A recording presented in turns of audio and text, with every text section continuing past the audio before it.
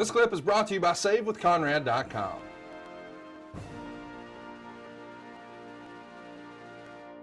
So we're done here. DDP makes his way out to the ring, and we're finally going to get this final championship match here. WCW. Booker T is going to make his way out with what we call the big gold belt that they used back then. That was a pretty cool belt. Oh, I love that. I like. Listen, the original, obviously, I'm sure you're aware, Conrad owns. It's there at the Connor Addison. He told me. He definitely told me. Yeah. He's got every title. He's got every title. He does. Yes. That's when it's all said and done, he'll have all of them.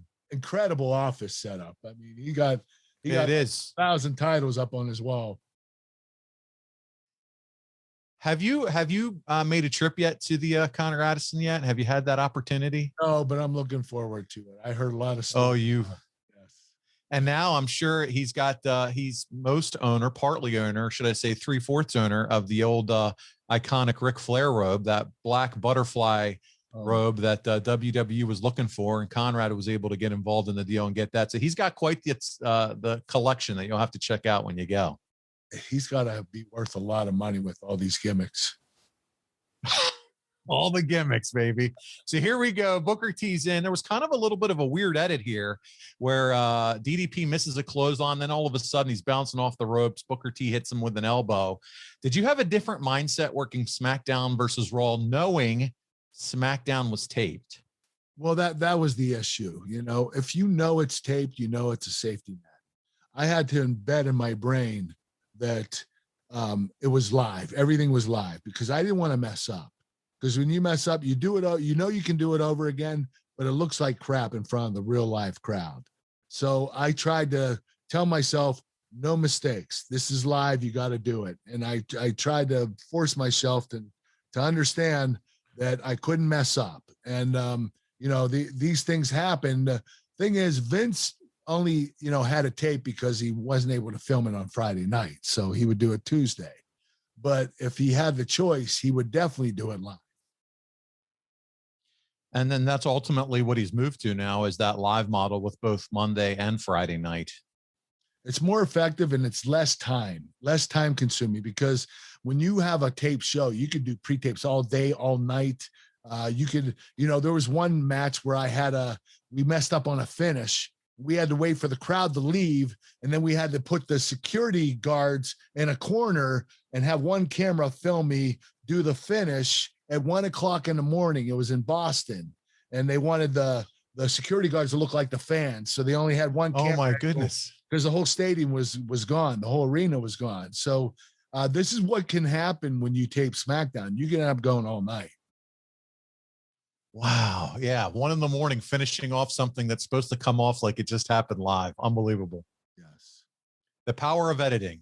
But you know what? The other problem too, as a fan, Kurt, everybody knew it was on Tuesdays, and half the internet knew it was going to happen by the time Friday came around because of spoilers. So yeah, the spoilers. You know what I mean? That does suck. Yes. So it was kind of like it took the mystique off, or that feeling of anything can happen live, when you know that you kind of already know what went down. Right. But this one's a fun one. They're already battling off into the crowd. You don't see a lot of that happen now. They obviously recently. The reason why is because, this match wasn't a no DQ match. This match was supposed to be a regular match. And the ref 10 counts, they were outside the ring past 10 seconds. So yeah, we're just going to blame that on WCW. Vince was really pissed off about this. He does not. We'll blame it on WCW officiating. I think the WCW guys just do what they want to do. I think that's what happened down there. I mean, in TNA, we did it too. So, oh yeah.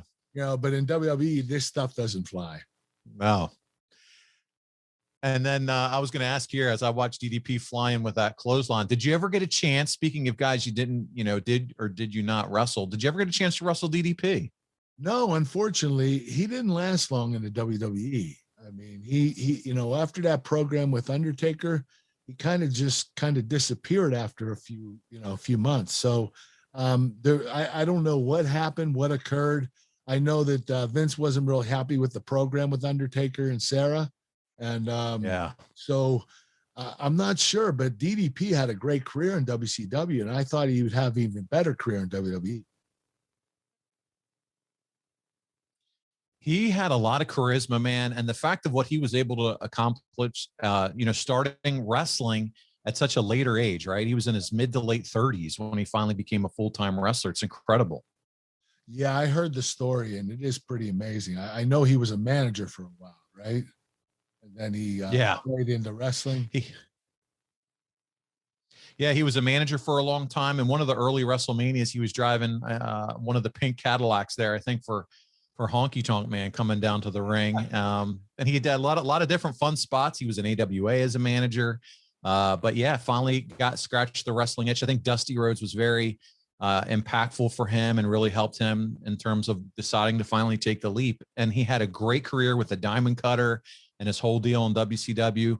Wanted to transition. His goal was to really work with The Rock and more of a who's the real people's champ type thing, but it never really panned out for him here. So he wasn't here that long, to your point. I have to tell you, he's had a lot of success in professional wrestling, especially when you look at his athleticism. He's not that athletic, but he can work. And, he's a hustler, and he never gives up. He has a no-die mentality, and that's what makes him special, is he has a lot of heart. That's why he's able to have success in WCW. He did it right, and he didn't have a lot of athleticism to him. So this is the best he could give. And, he's been able to have a lot of success in WCW, especially. Speaking of athleticism, Booker T, he puts the A in athleticism. Oh, God. Yeah. You know what he did in high school, right?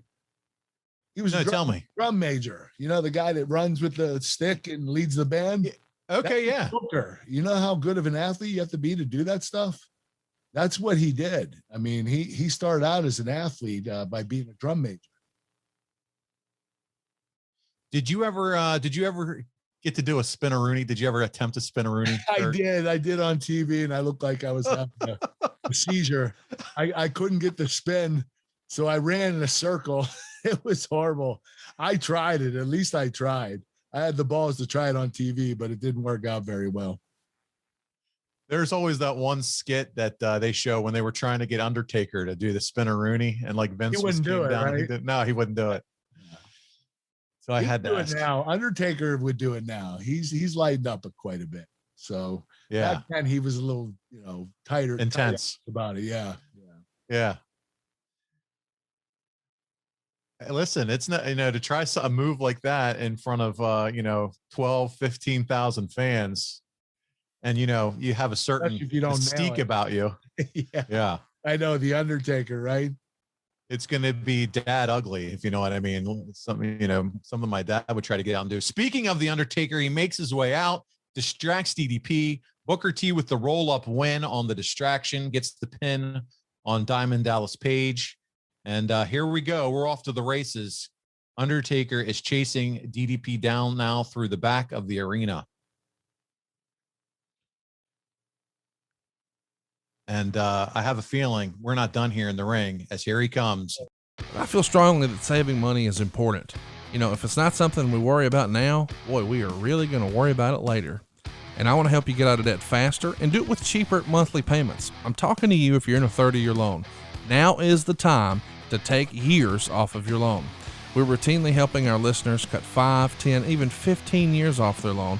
And you can do this without perfect credit, with no money out of pocket. You've just got to start at savewithconrad.com.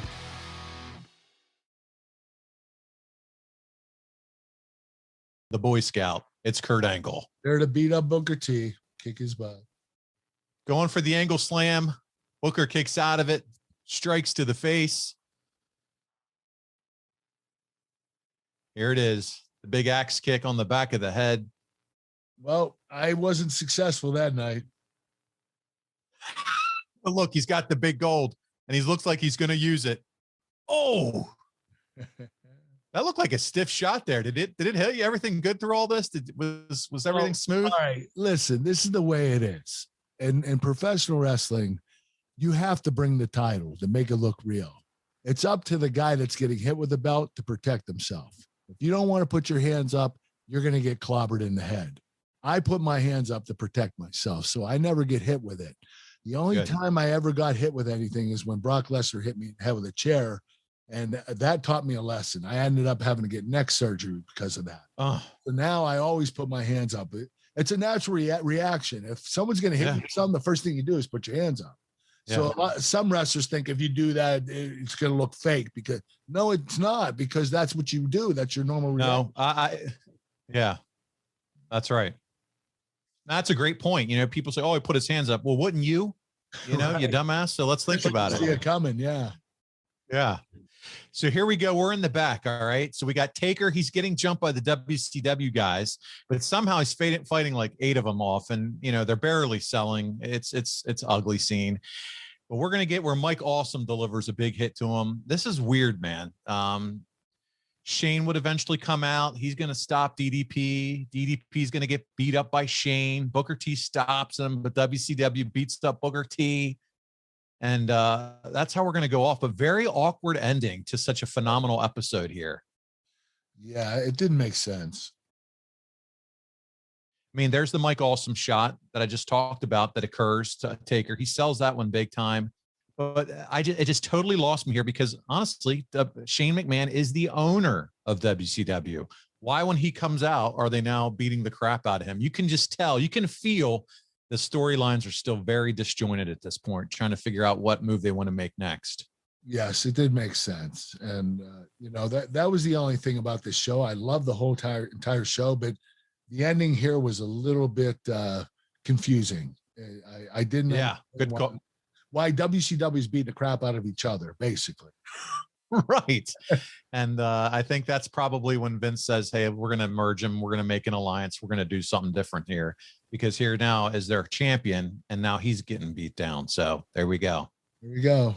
Another thing that doesn't make sense. Right. Hey, it's Conrad Thompson. Thanks for checking out the podcast here on YouTube. Be sure to hit the subscribe button and the notifications bell so you get a notice anytime we upload some new content. And go save yourself some money right now. If you're in a 30-year loan or you have credit card debt, it's not a matter of if I can save you money. It's a matter of how much. Find out right now for free at SaveWithConrad.com.